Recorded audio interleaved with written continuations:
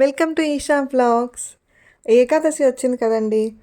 మరి no onion no గార్లిక్తో ఏం చేసుకొని తిందాం అని ఆలోచిస్తే మనకి ఇంకొక ఆలు కర్రీ టైప్ చెప్తాను.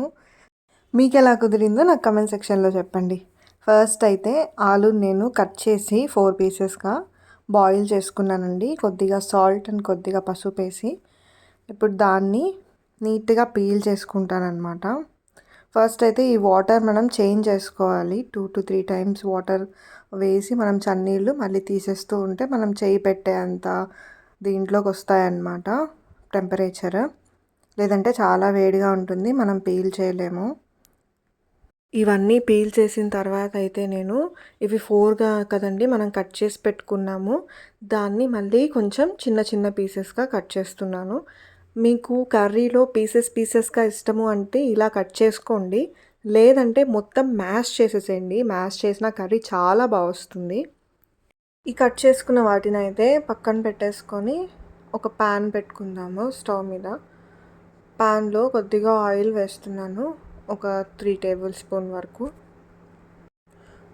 ఆయిల్ కొద్దిగా హీట్ అయిన తర్వాత జీలకర్ర అయితే వేస్తున్నాను.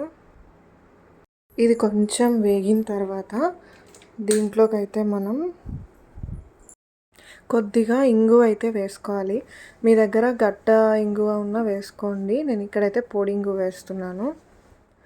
ఇది కొద్దిగా తిప్పుకొని దీంట్లోకి మనం ఒక 4 టేబుల్ స్పూన్ అయితే శనగపిండి వేసుకోవాలి. 3 to 4 టేబుల్ స్పూన్ శనగపిండి వేసుకుంటే సరిపోతుంది.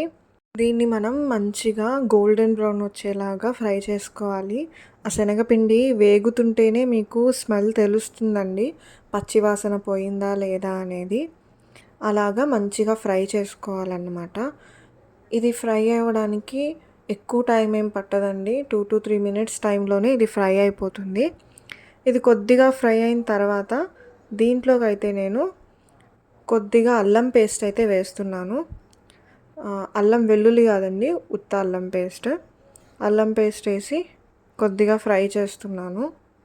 అల్లం పేస్ట్ కూడా కొద్దిగా పచ్చివాసన పోయిన తర్వాత మనమైతే దీంట్లోకి వేసుకోవాల్సిన మసాలాలు అనేవి వేసుకోవాలి. మసాలాలు అంటే ఎక్కువ ఏం లేవండి, బేసిక్ మసాలాస్. ఫస్ట్ కారం వేసాను, తర్వాత కొద్దిగా జీరా పౌడర్ వేసాను, ఉప్పు వేసాను, పసుపు, అలాగే గరం మసాలా. ఇవి వేసుకున్నారంటే సరిపోతుంది. వీటి నుంచే చాలా మంచి ఫ్లేవర్ వస్తుంది కూరకి. అండ్ శనగపిండి నేను ఎందుకు వేసానంటే కూర కన్సిస్టెన్సీ కోసము.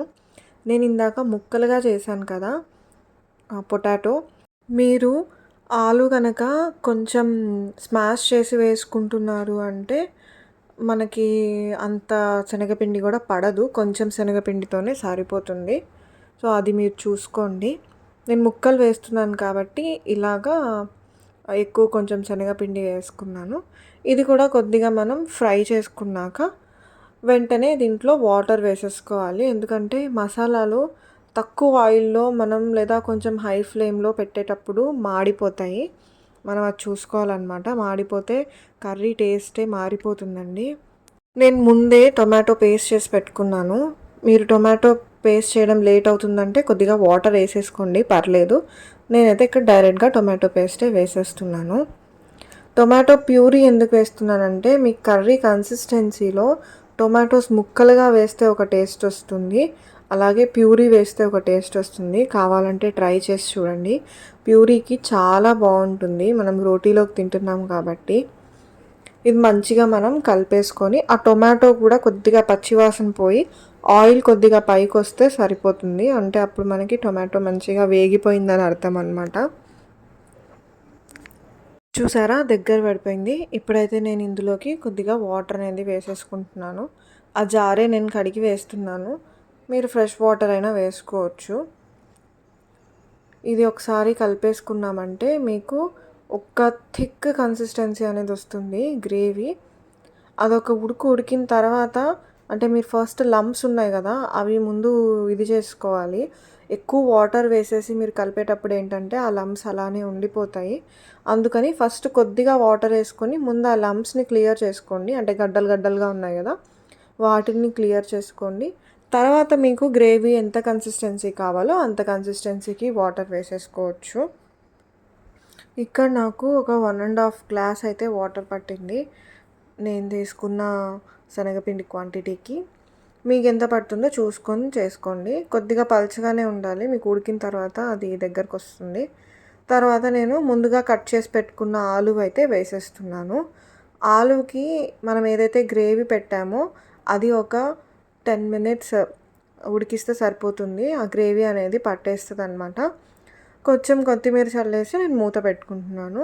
కాసేపు ఇది మగ్గింది అంటే మనకు సరిపోతుందండి. ఎక్కువ మగ్గాల్సిన అవసరం లేదు, ఎందుకంటే ఆల్రెడీ కుక్ అయిన కర్రీ అండ్ అలానే ఆల్రెడీ కుక్ అయిపోయిన ఆలు కాబట్టి ఆలుకి ఇది కొంచెం పట్టుకుంటే అంతే అనమాట, కర్రీ అయిపోయినట్టే.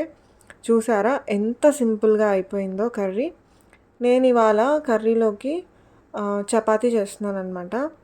చపాతీ మెయిన్గా ఎందుకు చేస్తున్నాను, పొద్దునంతా ఉపవాసం ఉండి ఏకాదశి సాయంత్రం ఒక పూట మాత్రం భోజనం చేస్తాము. ఆ భోజనం కూడా ఆనియన్ గార్లిక్ ఏం లేకుండా, అంటే వెల్లుల్లి అలాగే ఉల్లిపాయలు లేకుండా, అన్నం లేకుండా తింటాము. సో దానికి తగ్గట్టుగానే కూరలు కానీ టిఫిన్లు ఏవో ఒకటి చేసుకుంటాము. సో ఇదండి ఇవాల్టి కర్రీ. మీకు ఎలా అనిపించిందో నాకు కామెంట్ సెక్షన్లో చెప్పండి. అండ్ మీరు ఏకాదశికి ఏం చేస్తారో కూడా నాతో షేర్ చేసుకోండి. ఇంకో మంచి వీడియోతో మీ ముందు ఉంటాను. అంతవరకు సెలవు మరి.